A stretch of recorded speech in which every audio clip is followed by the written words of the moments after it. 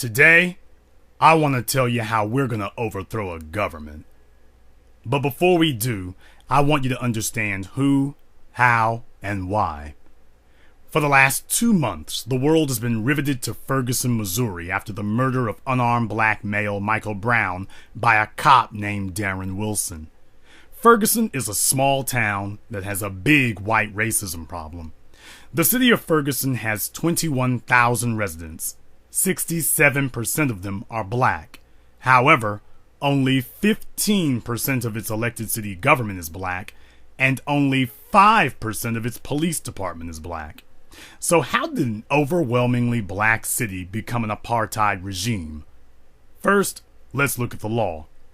In Ferguson, the law says they hold elections only on the first Tuesday following the first Monday in the month of April, but only in odd-numbered years. No, I did not make up that Alice in Wonderland jumble of trick clauses. That is the law in Ferguson of when elections are held. So it should come as no surprise that voter turnout is low. But for the white minority, this is a good thing because it suppresses the black vote. Only 17% of white voters participated in the last elections in Ferguson. But that was enough since only 6% of black voters showed up. I wanted to know how these politicians in Ferguson got elected to office and who supported them. But we didn't go to Ferguson and take selfies of ourselves to post up on Instagram. We sent an operative to Ferguson to obtain the city council members' campaign finance records. You should know that the Ferguson City Council has 6 members. First, we take a look at Kim Tian. She's the only woman on the city council and a Republican. Her finance records show that she raised only $690. That's right. She used most of that at a printing company to have campaign signs made and for campaign ads in the local Ferguson newspaper. It doesn't sound like much, but that was enough money to get her elected to the Ferguson City Council. Most of you make more in a week than she spent on her entire campaign. That should tell you something. Next, we look at Dwayne James, the only black member of the city council. His finance records show that he raised $1,885, almost twice as much as Miss Tian. And, like Tian, he spent all his money on print advertising. No radio ads, no TV campaign, just printing up signs and postcards. And that was enough to get him on the city council. But if Dwayne James sounds like he has deep pockets, he's nothing compared to Mark Byrne. Mark Byrne's campaign records show that he raised $3,240. That would make him the big money politician in the town of Ferguson. But that's okay because his records also show that even though he raised $3,200, he only spent half of it. I guess this was overkill. I also find it interesting that his largest campaign contributor was a bail bondsman. They gave him a third of his campaign budget. I guess they're hoping for big things in the jail business in Ferguson and that Mr. Byrne will be able to help. And judging by the antics of the Ferguson court system, it's clear that they're going to get their money's worth. More on that later. Lastly, we come to the mayor of Ferguson, Jay Knowles. He's an aspiring career politician. Like several of the white politicians in Ferguson, he claims to be an independent and not a Republican, but you wouldn't know it by the way he acts. Now, we were able to get a hold of his finance records too, but just like that catacomb maze of an election law, it was equally evasive to get Mr. Knowles' finance records, and he wanted it that way. In Missouri, the law states that all politicians who raise more than $500 must submit a campaign finance report to the State Ethics Commission so your finance records can be posted online for the public to see. But there's a loophole. If you're running for office in a town with less than 100,000 people, you are exempt from having to file with the State's Ethics Commission and would only be required to file at the county level. So even though the Ferguson City Council filed their forms online with the State Ethics Commission, Mayor Knowles refused to do that and instead filed as St. Louis County. But that's not all. There's another loophole at the county level.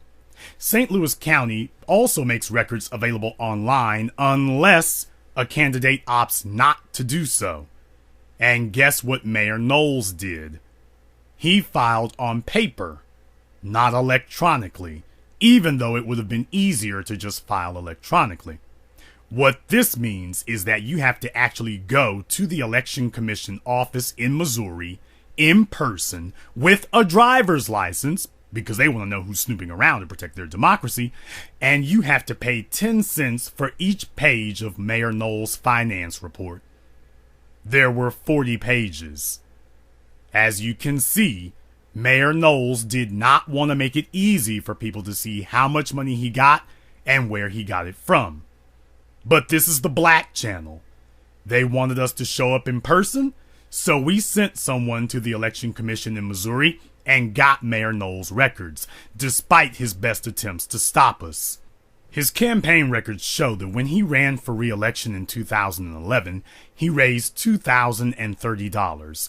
It claims he spent $2,513, so he actually went slightly in debt, if you can call $500 in a political campaign debt. So this means that City Councilman Byrne actually raised more money than the mayor did, and even still, the mayor only spent $2,500. But that was enough to get elected mayor in the city of Ferguson. And from there, Michael Brown's fate was sealed, as was the rest of the black population there. Ferguson is a city of only 21,000 people. You could fit the whole town in the average NFL stadium 3 times over. And yet, the city court in 2013 issued 32,975 arrest warrants for nonviolent offenses, mostly traffic tickets. 32,000 traffic warrants in a town of 21,000 people, including children. The police and the court system of Ferguson is a racket, and 67% of the population are its targets. Even more staggering, Ferguson collects total revenues of $20 million in 2013. 10% of that money, $2 million, came from court fines. And guess which segment of the population gets most harassed by police and sent to court to pay fines? Here's a picture from a city amnesty program in Ferguson that allowed citizens to pay on delinquent traffic warrants. The line is literally down the block. The police aren't policing black neighborhoods. They're targeting them. Under Jim Crow, black people paid extra fines and taxes, even to vote. It's the 21st century, and Jim Crow is alive and well. All of this abuse finally culminated in the murder of Michael Brown. And now the question is, why did this happen? The answer is the black citizens of Ferguson didn't show up at City Hall, and the white supremacists did.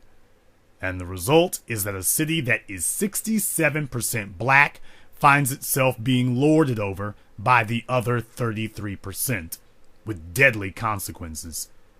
And at this point, there's simply no excuse for it. We undertook this investigation to make a point. Mayor Knowles is the leader of the city of Ferguson, and he's using his position to protect a killer cop who murdered an unarmed citizen. Mayor Knowles didn't have to spend millions of dollars to get into office. He spent less money than most people spend for a used car. Cash. All white supremacy cost Jay Knowles was $2,500. And believe it or not, it gets even worse. Remember when I said that all politicians in Missouri who raise more than $500 are required to file a finance report? You'll recall that I only gave you the report on 3 of the 6 city council members. That's because the other 3 city council members did not file campaign reports.